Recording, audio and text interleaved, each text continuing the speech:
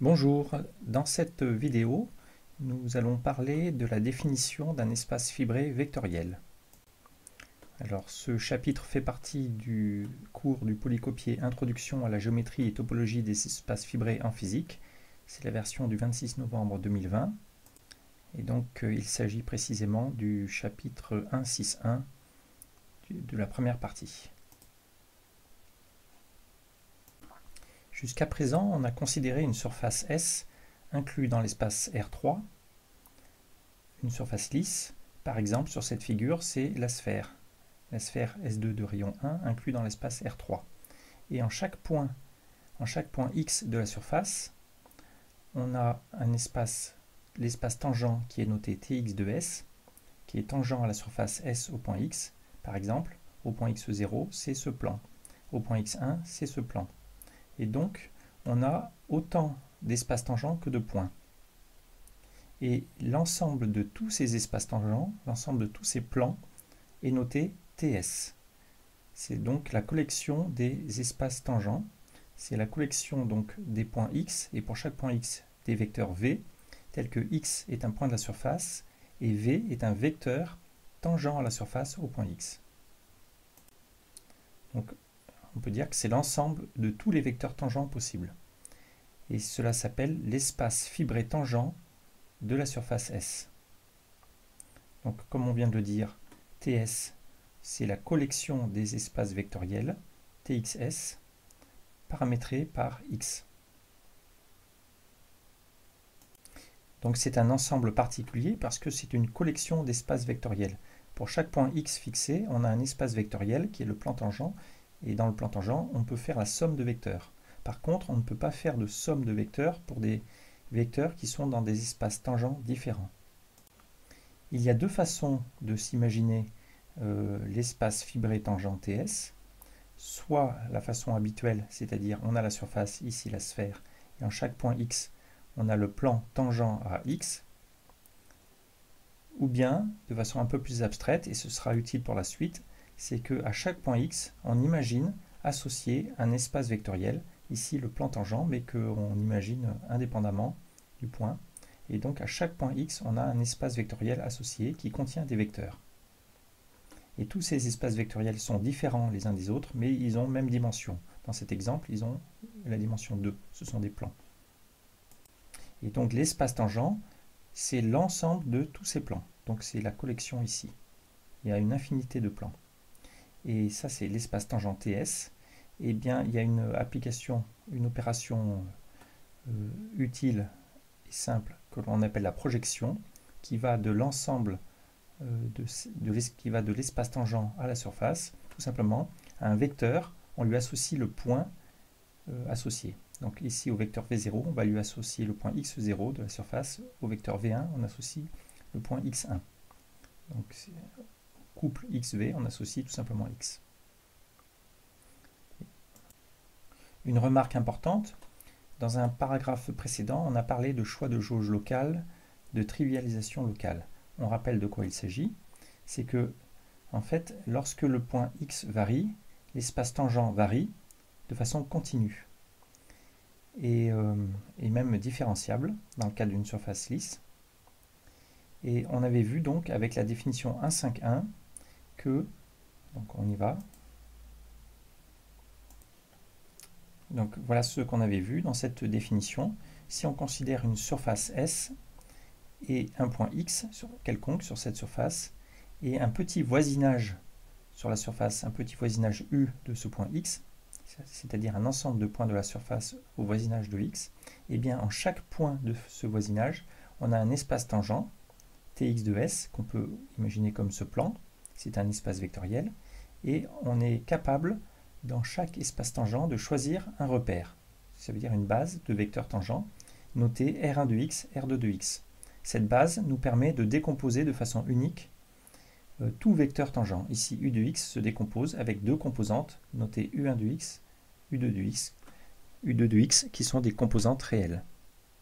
Et la chose importante est que ce choix de repère peut se faire de façon continue ou même différenciable par rapport à X. Ainsi, Dans ce domaine U, tous les vecteurs tangents vont être caractérisés par leur composante réelle U1 de x et U2 de x, donc par un couple de deux nombres réels dans R2. Donc on revient à notre définition, donc on appelle ça un choix de jauge local ou une trivialisation locale, c'est-à-dire que au-dessus d'un certain domaine U arbitraire de la surface, eh bien l'ensemble des fibres, l'ensemble des espaces tangents peut s'identifier au produit direct U croix R2, c'est-à-dire que un vecteur tangent V au-dessus d'un point x' quelconque, on va associer les deux composantes réelles V1 de x', V2 de x', toujours associées à ce point x'.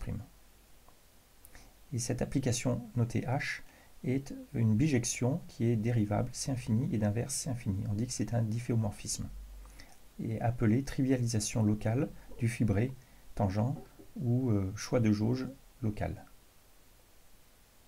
En termes simples, eh bien, le plan tangent a été identifié au plan R2 à deux composantes grâce à ce choix de base, à ce choix de repère, aussi appelé choix de jauge. Alors on passe maintenant à une définition générale d'espace fibré vectoriel. On va introduire un concept plus général d'espace fibré qui est très utile en physique et qui sera utile dans la suite du cours. L'idée est, dans la figure précédente, de remplacer les espaces vectoriels tangents, qui sont des objets particuliers, par des espaces vectoriels quelconques. Donc dans cette figure, l'espace vectoriel ici Tx de S2 sera remplacé par un espace vectoriel quelconque qui, a priori, n'a aucun rapport avec la surface elle-même. C'est l'idée derrière la notion d'espace fibré vectoriel. Alors on va utiliser le terme variété différenciable, que l'on n'a pas défini, mais il faut penser qu'une variété différenciable, c'est un espace, précisément une variété différenciable de dimension 1. Il faut penser comme une courbe, par exemple dans R3, une courbe gamma. Pour une variété de dimension 2, il faut penser une surface dans R3, et plus généralement, une variété différenciable de dimension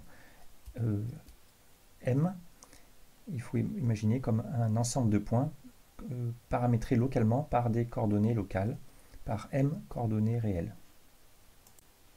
Alors voici la définition générale. On considère une variété B différenciable appelée espace de base. Dans l'exemple précédent, c'était la sphère S2, ici. Et maintenant, pour chaque point X de cet espace B, on considère un espace vectoriel Fx, qui est de dimension donnée n,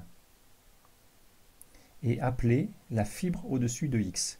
Donc dans cette figure, là, cette sphère, c'est l'espace B, et pour chaque point X, on a un espace vectoriel Fx, ici de dimension 2, mais en général, il peut être de dimension quelconque n, où n est fixé. Et la collection de tous ces espaces vectoriels, autrement dit l'ensemble de tous les vecteurs V, de tous les points X de la base possible, et pour chaque point X de tous les vecteurs V appartient à Fx, cet ensemble on l'appelle F, c'est ce qu'on appelle un espace fibré vectoriel de rang n sur l'espace de base B. Et comme tout à l'heure, on notera l'application π qui, à un point quelconque XV, un couple XV de cet espace fibré, associe le point base X. Et comme tout à l'heure, on va faire l'hypothèse importante d'une trivialisation locale. Ça veut dire que lorsqu'on considère un domaine, un voisinage, un petit domaine assez petit, quelconque U sur la base, eh bien, le fibré F restreint à U, c'est-à-dire l'ensemble des couples XV où X est dans U et V est dans F de X, eh bien cet ensemble de fibres est difféomorphe au produit direct U croix Rn, comme précédemment, c'est-à-dire comme ce qu'on a vu ici. Ce difféomorphisme peut être réalisé grâce à un choix de jauge locale, ça veut dire un repère dans chaque espace vectoriel. Pour le moment, cette définition est un peu générale, un peu abstraite. On verra des exemples précis dans la suite, très concrets. Voyons des cas particuliers importants. Premier cas particulier, si la variété B est donnée, par exemple c'est une courbe de dimension 1 ou une surface de dimension 2, eh bien précédemment on a parlé de l'espace tangent qui est l'ensemble des... on a parlé de l'espace fibré tangent, qui est l'ensemble des espaces tangents, la collection des espaces tangents pour chaque point, c'est-à-dire que l'espace vectoriel à chaque point x, fx, ce sera l'espace tangent tx de b. Eh bien, c'est un espace fibré vectoriel particulier. Ce qu'il a de particulier, c'est que la fibre n'est pas indépendante de la base. En particulier, la dimension de la fibre est égale à la dimension de l'espace de base. Par exemple, dans cette figure, eh bien, la dimension de la sphère, c'est 2, et la dimension des fibres, ici, est aussi 2. C'est un plan de dimension 2. Donc c'est un cas particulier qu'on appelle l'espace fibré tangent. Un autre cas particulier important, c'est d'avoir comme fibre un espace fixé, et plus particulièrement l'espace Rn, qui est donc la collection de n nombres réels. Donc on peut voir l'espace produit direct comme un cas particulier d'espace fibré vectoriel. Autrement dit, la notion d'espace fibré vectoriel, c'est une sorte de généralisation de la notion de produit direct. Donc, en physique moderne, par exemple, en physique des particules, eh bien, la notion d'espace fibré vectoriel avec connexion est très utilisée. C'est la base même de la formulation de la théorie de jauge. Donc, vous pouvez cliquer ici pour avoir des informations sur Wikipédia sur la théorie de jauge, qu'on appelle aussi théorie de Yang-Mills. Donc, en physique des particules, on utilise des fibrés vectoriels avec connexion. Donc, on verra plus, c'est avec la notion de dérivée covariante.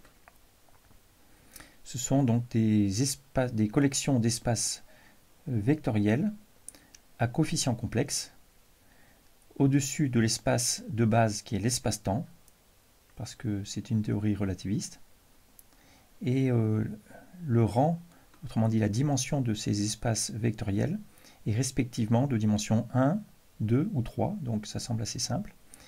En dimension 1, ça permet de formuler la théorie de jauge de l'électromagnétisme, qu'on appelle la théorie U1. En dimension 2, ça permet de formuler la théorie de jauge électrofaible, ça veut dire avec les forces nucléaires faibles et l'électromagnétisme. Et avec la dimension 3, on peut formuler la chromodynamique quantique qui modélise les forces nucléaires fortes à l'intérieur des noyaux nucléaires.